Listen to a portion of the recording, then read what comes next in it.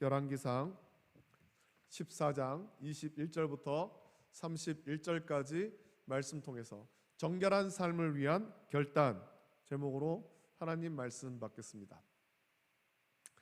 일전에 제가 MBTI 성격 유형 검사에 대해서 말씀을 전하면서 전해준 적이 있습니다.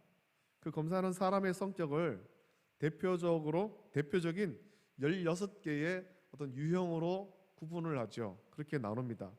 하지만 그렇게 나누는 것은 사람의 성격 가운데 아주 공통되고 두드러지게 나타나는 성격을 한데 묶어서 그렇게 16개로 구분한 것 뿐이죠.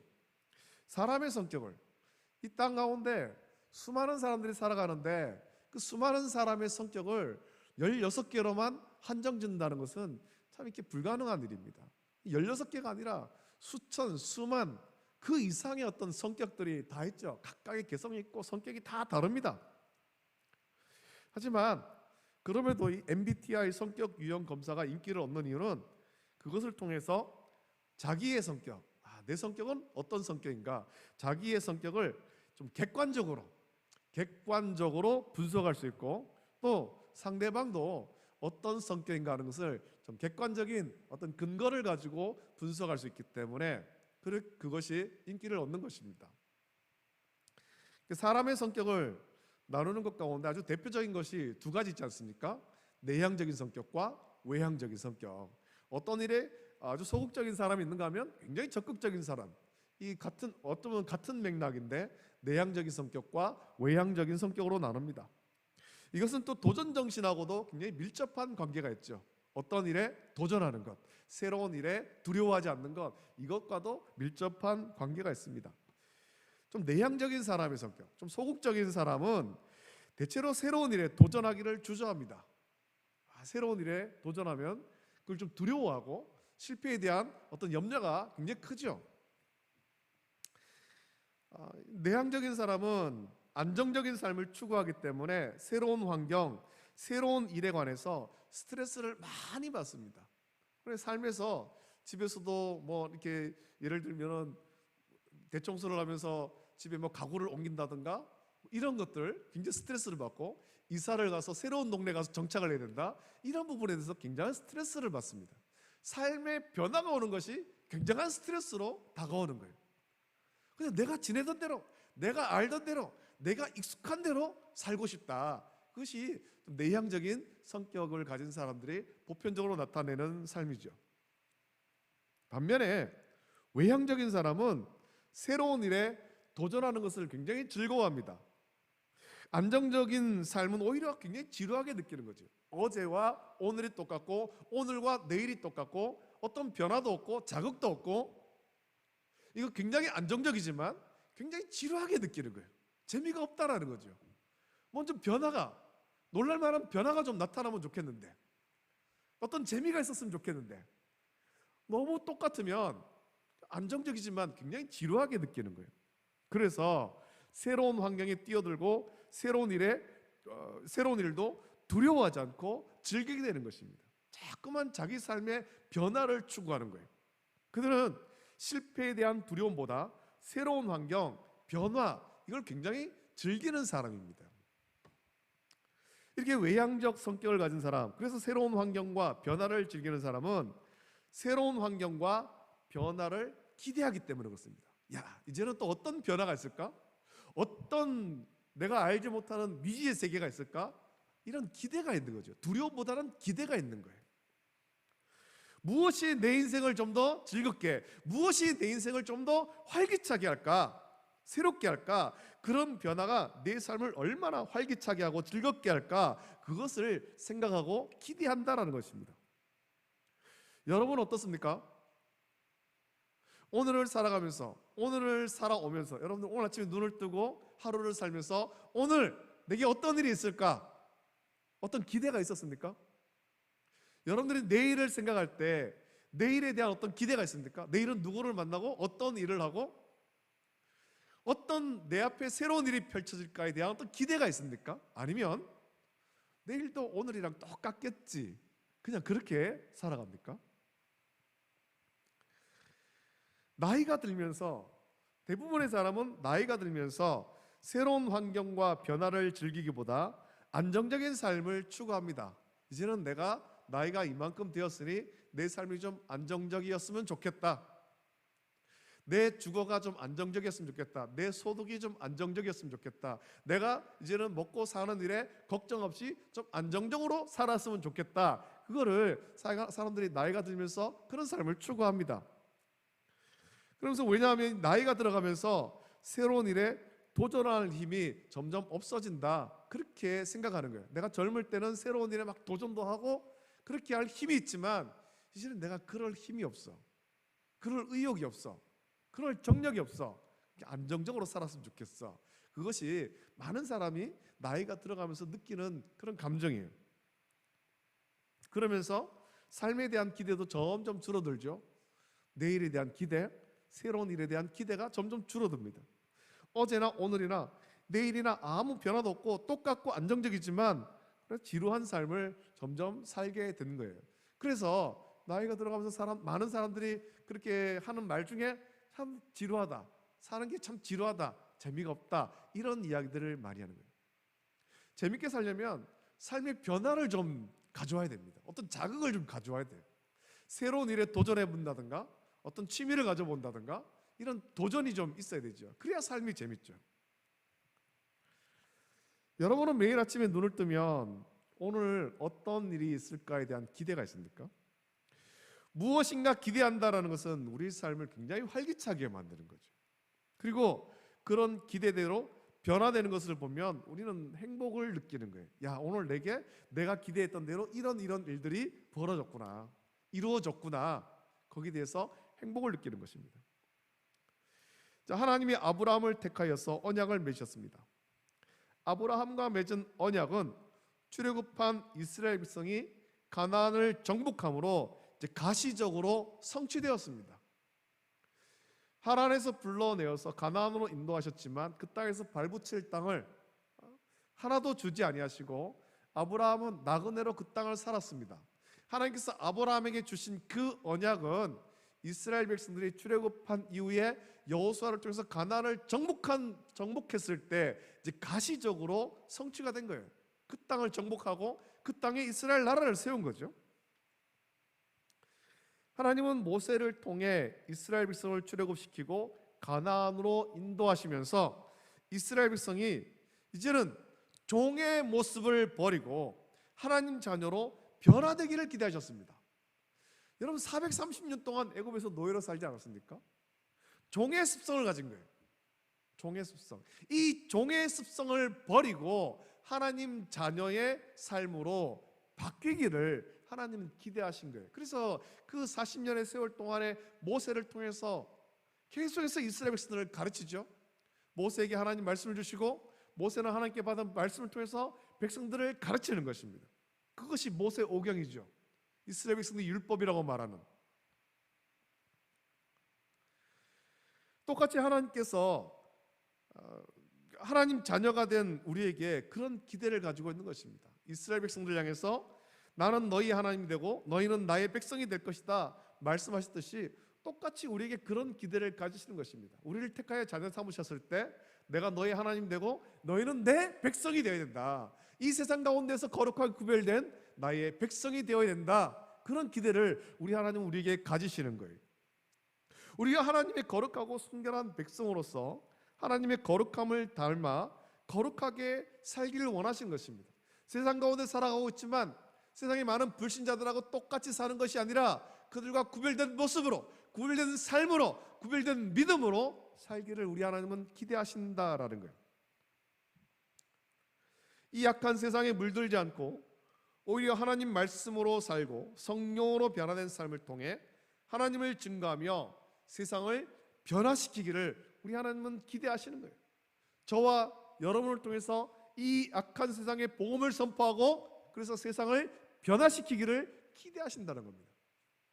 그렇게 우리를 불렀지만 우리가 그 기대대로 살지 못한 채 그냥 세상에 불신자들하고 전혀 구별되지 않는 채로 섞여 살아간다면, 그래서 세상의 빛과 소금의 역할을 감당하지 못하고 세상을 변화시키지 못한다면 우리 하나님의 기대에 그렇게 합당한 삶을 살지 못하는 것일 것입니다. 하나님께서 이스라엘 자손들에게 말씀하시기를 내가 거룩하니 너희도 거룩하라 그렇게 말씀하셨습니다. 이 말씀은 가나안을 정복한 이후에 거기서부터는 더욱더 그 가나안 족속들과 구별된 채로 믿음으로 거룩한 삶을 살아가야 된다는 것입니다. 하나님만 믿으며 하나님만 경배하며 거룩한 하나님 자녀의 삶을 살아야 되는 거죠. 우리는 이 악한 세상에서도 거룩함을 잃지 말아야 되는 것입니다.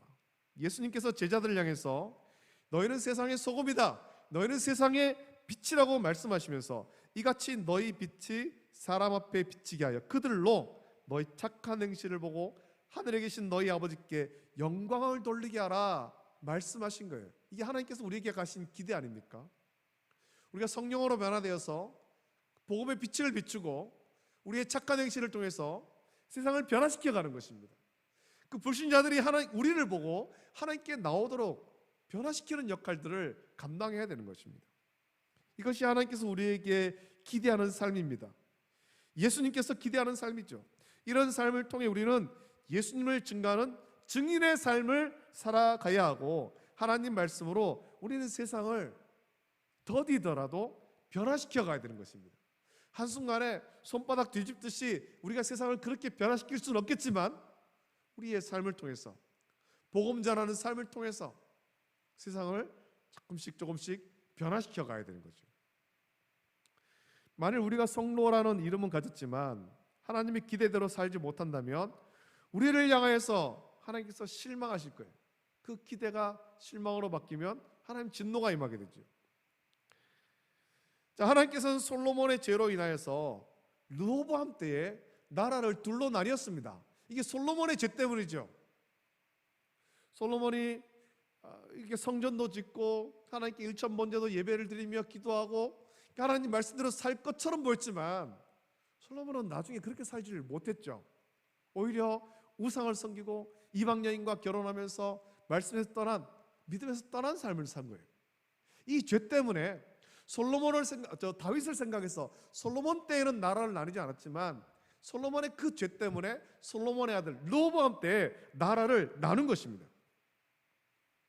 북쪽 이스라엘이나 남쪽 유다 모두가 솔로몬의 죄에서 돌이켜 다시 거룩한 삶을 하나님 살기를 원하신 것입니다.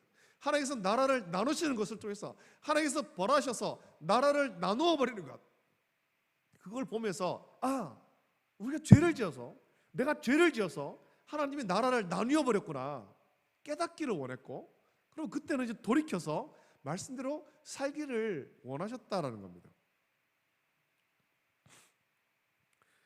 우리가 계속해서 열왕기서의 말씀을 묵상했습니다만 여로보암에게 10지파를 주시면서 그런 삶을 살라고 말씀하셨지만 여로보암이 그렇게 살았습니까? 여로보암은 그렇게 살지를 못했습니다.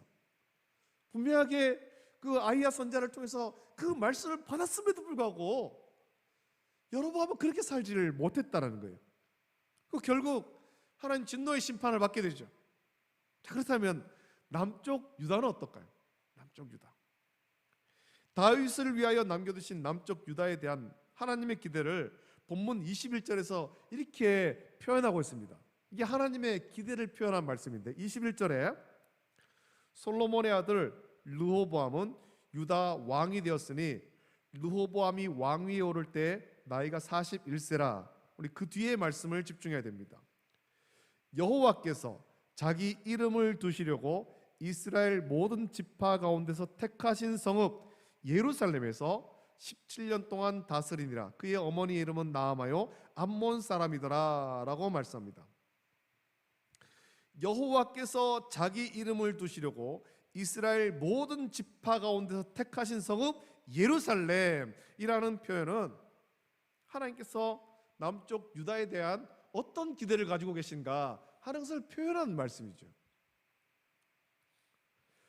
여로보암에게 속한 10지파가 여로보암을 따라서 금송아지에게 절하고 그 제단에 분향하며 우상을 섬김으로 하나님께 죄를 범했지만 남쪽 유다, 여호와의 이름을 위하여 솔로몬이 건축한 성전이 있는 예루살렘은 다를 것을 하나님은 기대하신 거예요. 너희는 좀 달라야 되지 않겠니?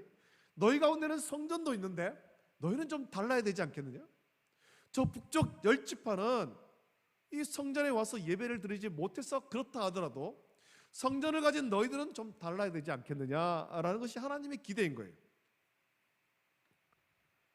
여러분, 북쪽 이스라엘은 금송아지를 만들고 그 제단을 만들며 일반인으로, 레위인이 아닌, 하나님이 구별하시는 레위인이 아닌 일반인으로 제상을 삼아서 하나님을 멸시하였지만 남쪽 유다는 다를 것을 기대했다는 것입니다. 너에게는 성전도 있고 너에게는 제사장도 있고 너에게는 율법도 있고 너희는 좀 달라야 되지 않겠니?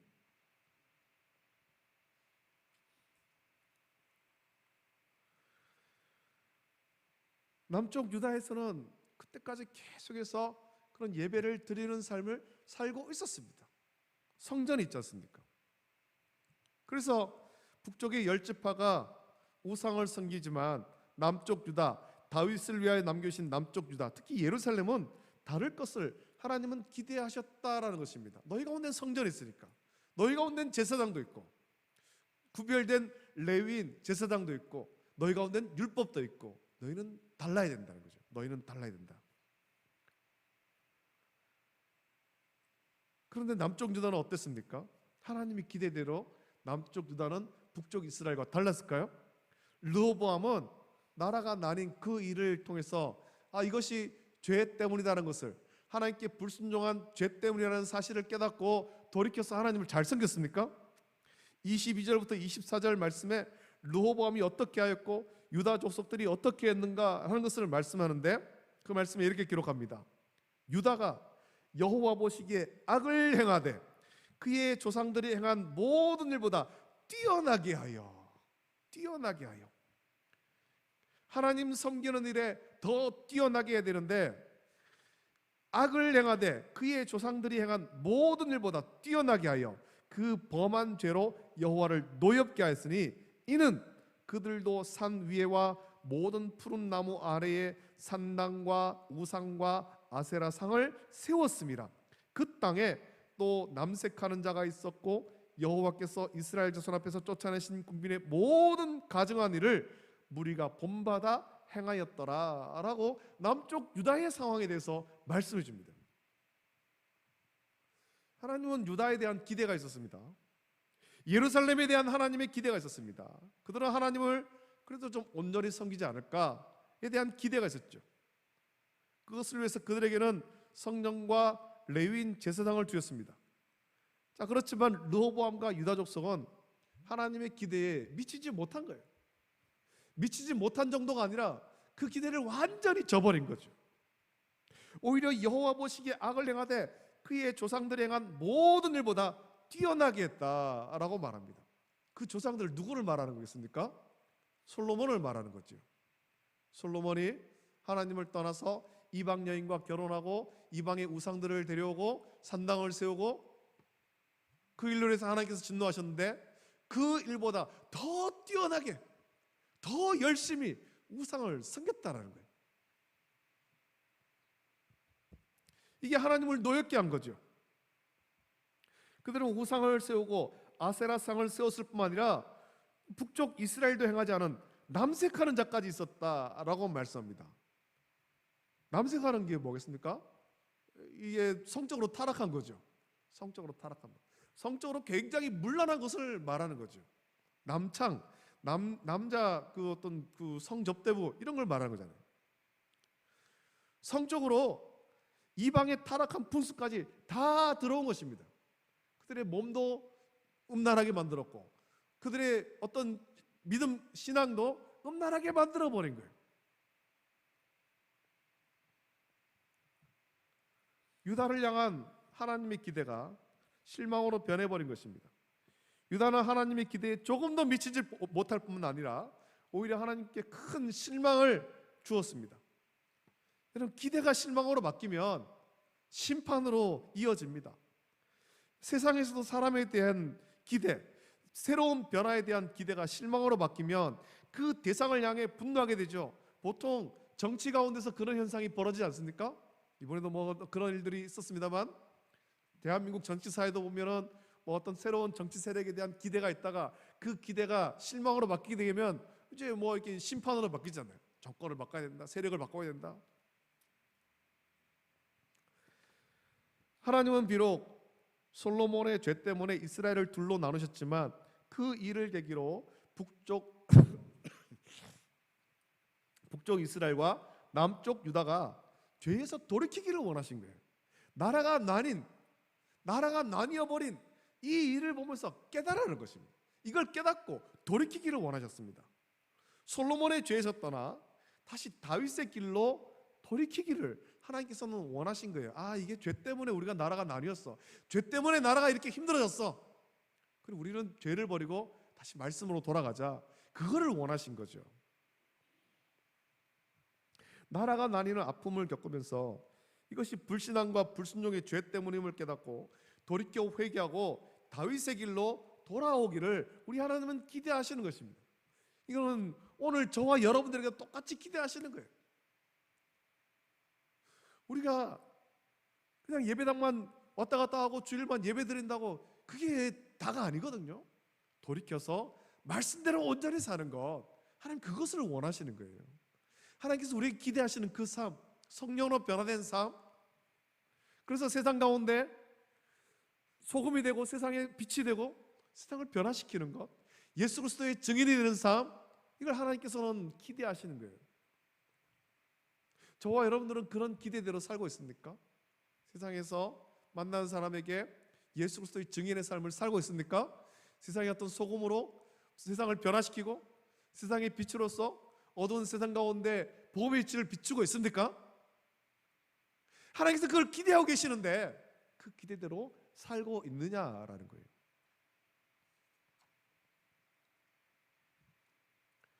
여러분, 북쪽 이스라엘이나 남쪽 유다 모두 하나님의 이런 기대대로 회개하지 않았습니다. 그들은 오히려 점점 더 죄의 수렁 속으로 빠져버린 거죠. 점점 더 악에 물들어 버린 거예요. 악한 길로 나갔습니다. 이렇게 기대에 미치지 못하고 실망을 안겨준 유다를 하나님이 심판하시죠. 애굽 왕 시삭을 보내 항상 침공을 하게 했고 그들의 보물을 빼앗게 하시고 북쪽 여로보암과 항상 전쟁이 있게 만든 거예요. 이 보물을 빼앗긴 이후의 모습을 보십시오. 솔로몬이 그 금방패를 만들어서 다 두었었는데 그걸 빼앗기고 나니까 르호보암은 어떻게 했습니까? 노스로 방패를 만들어서 시위대가 설 때는 그 들고 있고 끝나고 나면 창고에 갖다 놓고. 노스는 금하고 비슷하게 보입니다만 그건 금이 아니잖아요. 흉내만 낼 뿐이잖아요. 영광을 흉내낼 뿐이에요.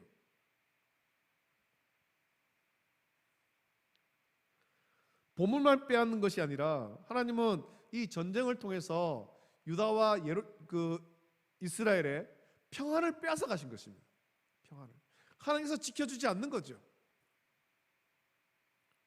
유다가 하나님을 실망했기 때문에, 죄를 범했기 때문에 하나님께서 심판하신 거잖아요.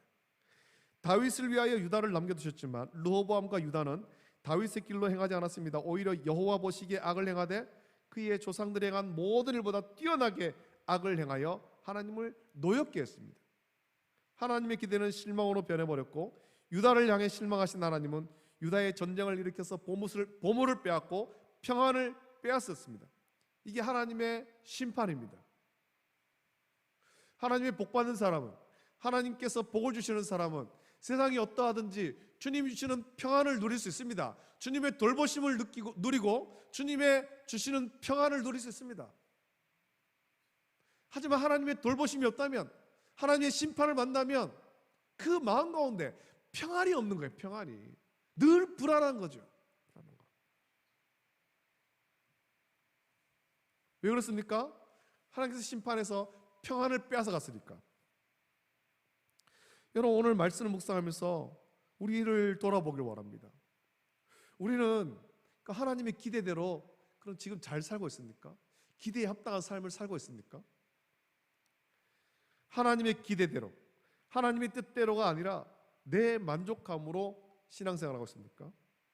하나님의 기대, 하나님의 뜻과는 상관없이 내 만족함으로 신앙생활함으로 하나님을 오히려 하나님께 오히려 실망을 안겨드리고 있지는 않습니까? 저와 여러분을 향한 하나님의 기대가 있습니다.